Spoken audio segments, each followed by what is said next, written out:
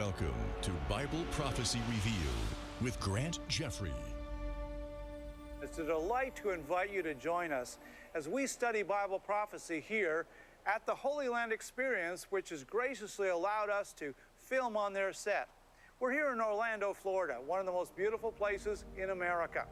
And the Holy Land Experience is a unique opportunity for you and your family to experience many of the sights from the Bible, from Israel, reproduced here in model form.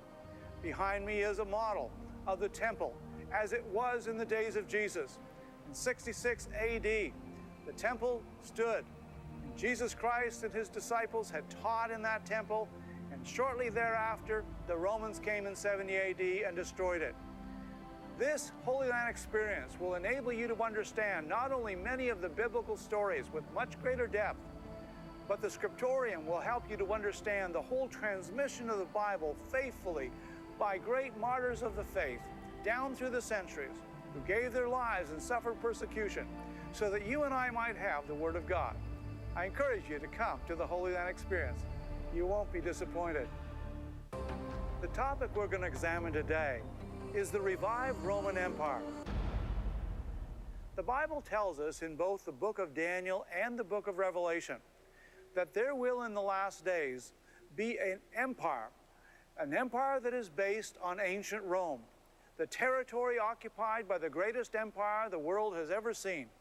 And that empire of ancient Rome not only ruled the world for more than 1,000 years, but the Bible tells us that that fourth great empire described in the great vision of King Nebuchadnezzar back in the early days of Daniel's captivity, he called in the wise men and Daniel to interpret his vision, and Daniel gave him an interpretation of this very strange dream of a metallic image that represented 4 successive Gentile world empires that would succeed the world following him.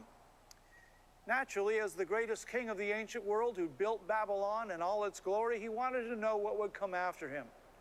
And so he had this dream, and he saw Babylon represented by the head of gold and the chest of silver representing Media Persia. And then the thighs and abdomen represented Greece, the bronze. And then finally the 2 legs of iron representing Rome, which was unique as an empire in that Rome, as a unitary empire, voluntarily, without military defeat, decided to divide itself in 2 under Constantine, and divided itself into a Western Roman Empire with a capital at Rome and an Eastern Roman Empire with a capital at Byzantium, which is now Constantinople in Turkey. These 2 legs of iron represented the strength and the iron determination of Rome, which conquered and crushed all other nations before it. Here we are, thousands of years later, and the Roman Latin language, in fact, is the birthplace and the guidance of all the European languages of Italian and French and Portuguese and Spanish and English. Roman law undergirds all of the law within the English-speaking societies of the world. Many of the influences of Rome, even down to the military formations and the Roman Senate, are duplicated in our democracies today. This Roman Empire, represented by 2 legs of iron, showing that it split in 2. Nebuchadnezzar was given a further detail, and that was that this great metallic man-like image not only had legs of iron that were divided, but it had feet with 10 toes, and the 10 toes were composed of clay and iron. This prophetic symbol of clay and iron indicated that this Roman Empire in the last days, when it would be revived in the last days, which you and I are living in, would be composed of clay representing weak nations, perhaps democracies, and iron nations, represented by the iron toes, which would represent dictatorships. The truth of the matter is, from the time that Rome ceased in 1453, when the Byzantine Roman Empire was finally destroyed by the Muslims, from that time on, many, many nations in Europe tried and failed to revive the Roman Empire.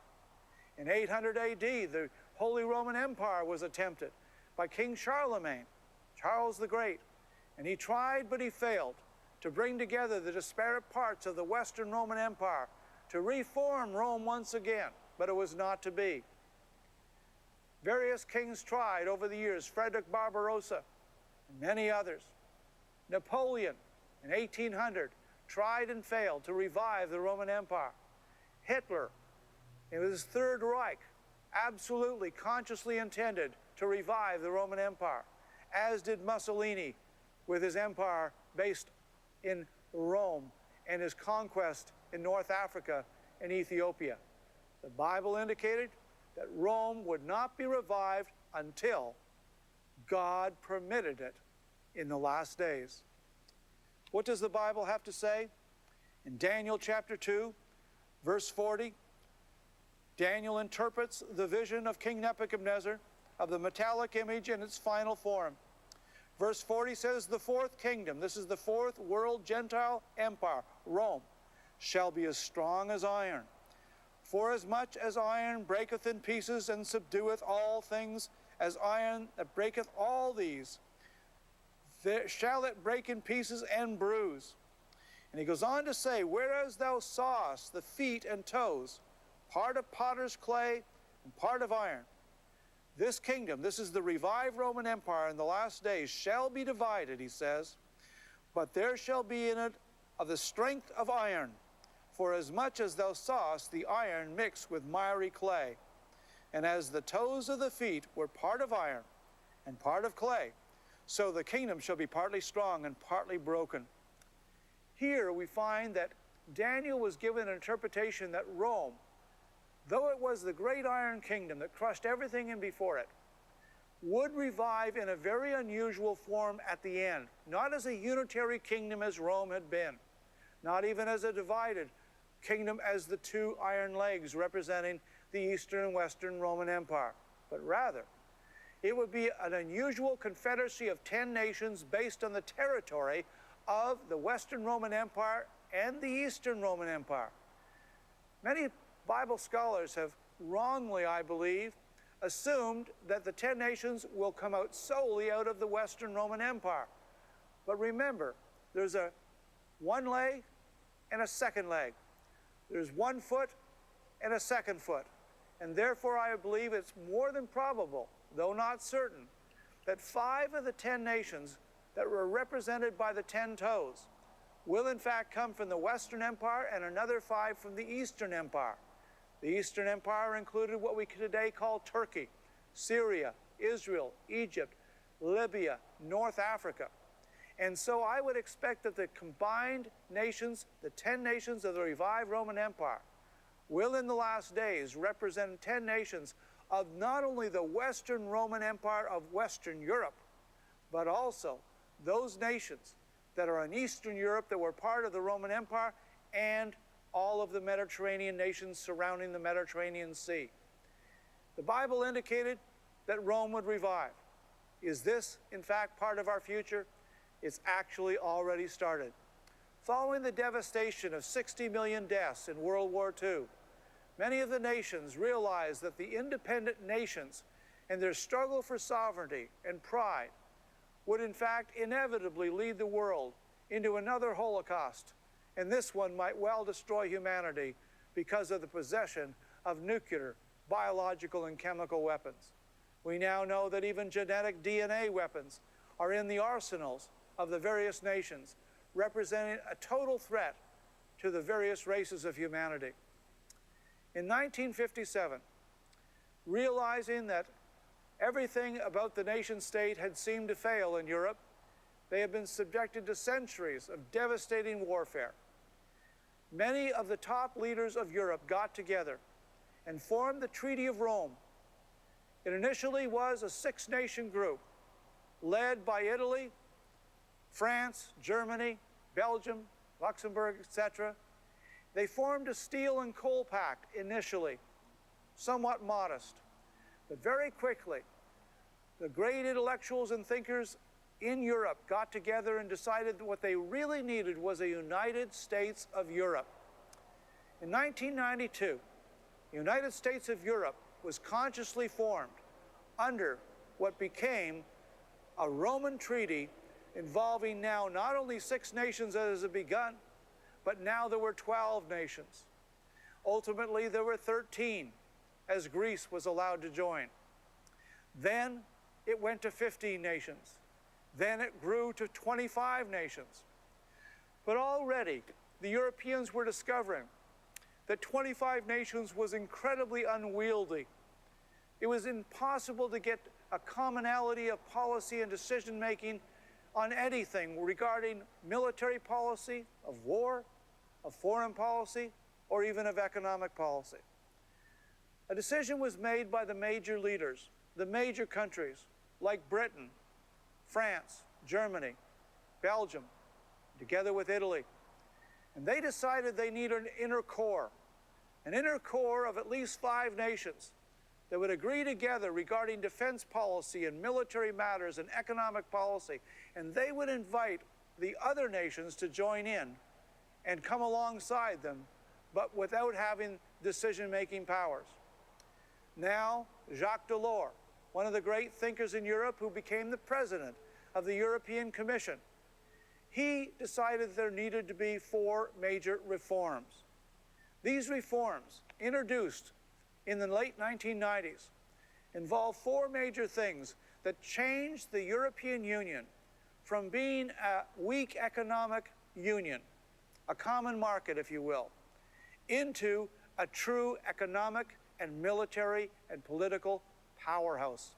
The first reform was to create a powerful European Commission with an executive power in the president, and that each of these men would not be elected, would not be subject to vote or veto, but in fact would be appointed as senior elder statesmen, often former prime ministers and presidents, former leaders of the treasury, or military generals. And each nation, depending on its population, would have the right to elect 1 or 2 or 3 of the individuals into this executive commission. But here's the problem. Once they were elected, they were unanswerable to their public. No longer did voters have anything to say. In fact, even though they decided to create a European Parliament that would be directly elected in Strasbourg, this European Parliament had no power of veto, no power to raise taxes, and no power to choose executives. In other words, they detached the European Parliament, directly elected by 500 million Europeans, into something that would just be a debating society. All power would be in the Executive Commission with an appointed member as well as an appointed president.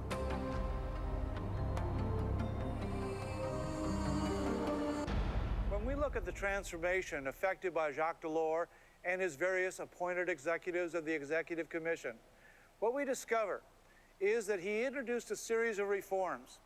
And one of the reforms was the creation of a European Common Monetary Union. This was essential because with 25 different currencies, economic relations were just as confused and as impossible to coordinate as they had been before the European Union had ever been founded. Not only was there a European Monetary Union and a common policy of the central banks of Europe created and coordinated, but the next was the creation of a unified internal economic market. That meant that they dropped all barriers, tariff barriers between various states. They allowed a new treaty which allowed individual citizens of any of the members of the 25 nations of the European Union to travel from one country to the other with only a single passport from their own country based on the European Union. It allowed a type of travel that was unknown in the world since the days of Rome. If you go back to the days of Rome, you could travel all the way from Scotland in the north of England, 2,000 miles to Constantinople in Turkey without ever crossing a border. The Roman roads were excellent in those days. The Roman Pony Express allowed letters and messages to be transmitted 2,000 miles across the empire in a matter of less than 3 weeks. In those days, Rome was a united empire. And what the European Union has as its desire is to recreate the Roman Empire. And you will find that they are using many symbols from ancient Rome, and they often are talking about reviving Rome, exactly as the Bible said 2,000 plus years ago.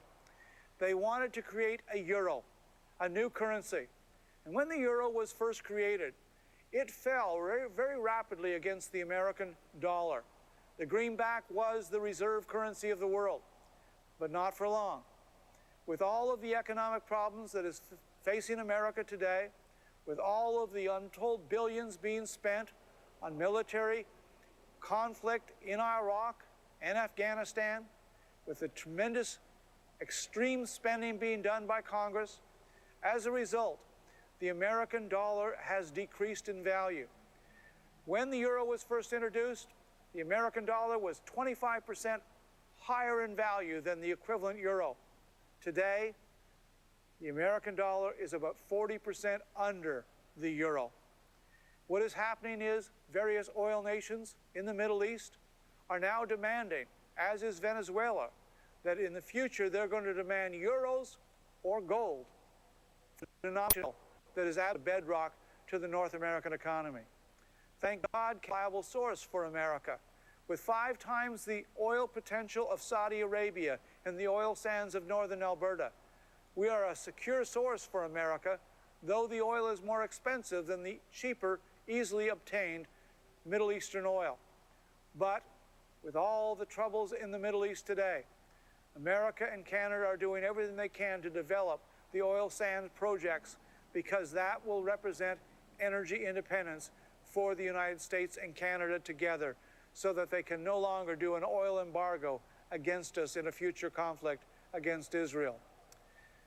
Europe now represents 500 million people.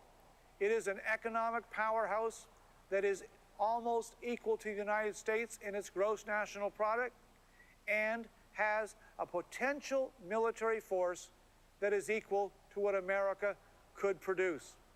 The difference is America has a truly unified leadership, and by the act of will of a president who knows his mind, a president is able to impose his will in the world with an American military that is in fact spending 10 times what all the other nations of the top 10 nations are putting into their military forces. According to one study, America spends as much every year on advanced military equipment as the next 10 nations combined, including Russia and China, Iran, and all the European nations. As long as America chooses to pay that price, she can be militarily the dominant superpower. But Europe already has demonstrated in its opposition to the war in Iraq and the opposition to joining in the war in Afghanistan, though it was voted on by the United Nations, that they are very anti-America. And I suppose it's natural in the way of things of man that when America is strong, that even allies like the Europeans, who owe so much to America for saving them in both world wars, should in fact be somewhat resentful. The Bible tells us that in the last days, we are going to see Europe become an economic and political and military powerhouse. For example, in Daniel chapter 7, verse 23, Daniel said, and this is his own vision, thus he said, the fourth beast, this is the Roman Empire, shall be the fourth kingdom upon earth. That was fulfilled 2,000 years ago. Which shall be diverse from all kingdoms, and shall devour the whole earth, and shall tread it down and break it in pieces. And the 10 horns, this is the revived Roman Empire in its tenfold division, a tenfold confederacy. 10 horns out of this kingdom are 10 kings that shall arise, and another shall arise after them, and he shall be diverse or different from the first, and he shall subdue 3 kings.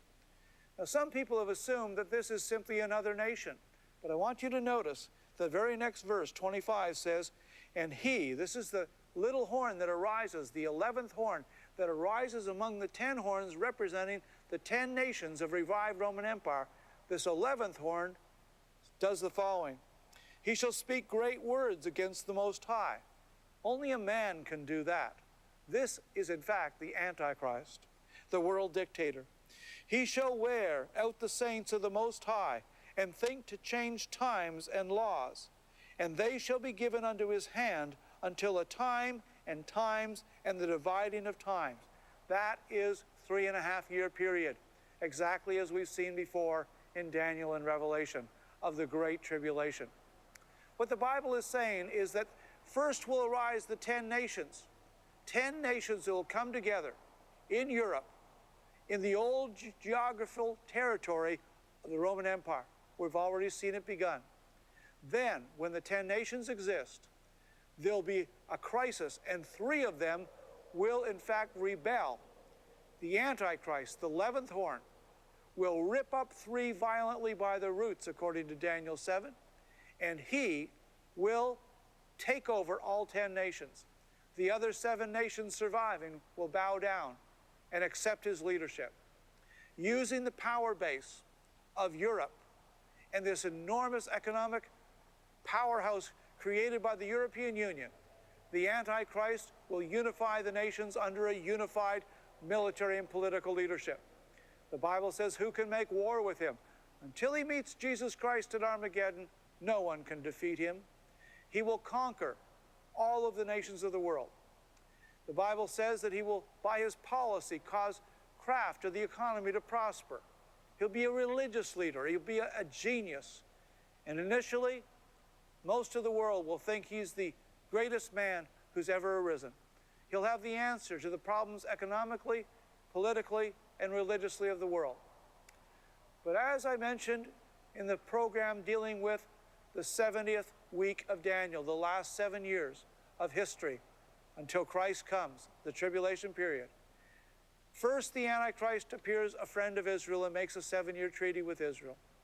Halfway through that treaty period, after 3.5 years, he violates the treaty, stops the daily sacrifice in the rebuilt temple. Then he's killed. When he rises again a few days later, he now claims to be God on earth. First, Israel will rebel against him. He'll persecute Israel, and many will go into the wilderness, including into Petra in the area of Jordan. Then, the Bible tells us, the king of the south and the king of the north will attack him in Jerusalem, where he has put his military headquarters. The king of the south is Egypt.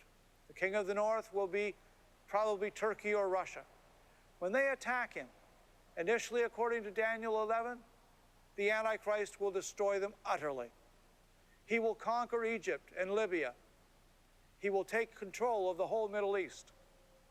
The Bible then says that this leader of the Roman Empire and then of the entire globe hears tidings out of the north and the east of a mobilization of an unbelievable army. Revelation 9 and Revelation 16, John tells us that this army will have 200 million Oriental soldiers. He was astonished at this because the whole population of the Roman Empire was only 200 million. How is that possible? We now know as a result of the one-child policy in China, they have over 100 million excess young men with no women for them to marry. As a result of a desire to avoid having girl children and having to pay dowries, in India, where there's no one-child policy, selective abortion of female fetuses is so rampant that in one province, I was reading about the area of Punjab, in one Brahmin class, an upper class of India, they have 800 boys and they have 300 girls. That kind of imbalance is going to lead to enormous social problems. But it may provide the answer of where does the military manpower come for the kings of the East, an alliance of China, India, Japan, and many other nations. They are going to throw off the chains of the Antichrist and his Western armies. First, he rules the whole world from Rome, but then they throw off his chains. They march across Asia, as Revelation 16 says. They march across the Euphrates River on a military highway that China has already been building through the south of China, through Tibet, with a military railroad and a military highway reserved only for the military, heading directly toward the Middle East. The Bible said that in the last days, these armies of the kings of the East, 200 million, are going to cross Asia, killing 1/3 of humanity in their path as they confront the revived Roman Empire, the Western leader of the globe, the Antichrist. This will be the most cataclysmic military battle in history. Up to 1/3 of humanity will die in this battle. And though it will be centered in northern Israel in a place called the Valley of Jezreel, just before a small plateau on the Mount Carmel called Megiddo, the mountain of Megiddo, Armageddon in the Hebrew. Beneath that valley, if you stand on Mount Carmel, you can see out in the valley, far away, 2 V-shaped military airport runways coming out of the ground, where there's an underground airport holding massive amounts of Israeli planes in a deep underground airport. And by the time they reach the ground level, they're already in the air. Napoleon in 1800 said the whole world could assemble the nations of every nation on the planet in the Valley of Jezreel. Throughout history, there have been 9 major battles that have taken place in the Valley of Jezreel. The final one is Armageddon, when the armies of the kings of the East confront the Antichrist armies of the kings of the West. They will confront each other in northern Israel, but obviously the battle will take place for over a year as the armies cross Asia and Europe. When they confront each other, they fight Israel. And Jesus Christ, according to Revelation 19, will descend from heaven with his heavenly army, and he will defeat the Roman revived empire of the Antichrist and the kings of the East. He'll save Israel from what would otherwise be certain destruction. My friends, Jesus Christ is coming. The revived Roman Empire is one of the great signs that Jesus Christ is coming very, very soon. First comes the rapture, when he takes us to glory. We will probably see the rise of Antichrist, but before he signs the treaty with Israel, Jesus Christ is going to say, "Come on home." And his Father is going to let him take us home to heaven, to the marriage supper of the Lamb. It's been a joy to share with you. God bless you.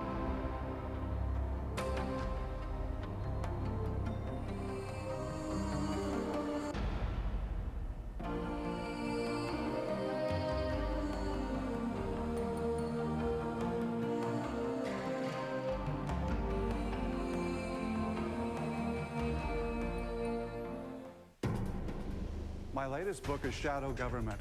It documents the global elite plan to destroy America and our freedom and privacy.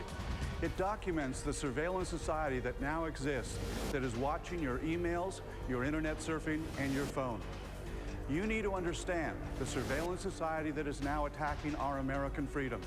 I encourage you to get Shadow Government. It'll open your eyes to the reality that now exists throughout our world today.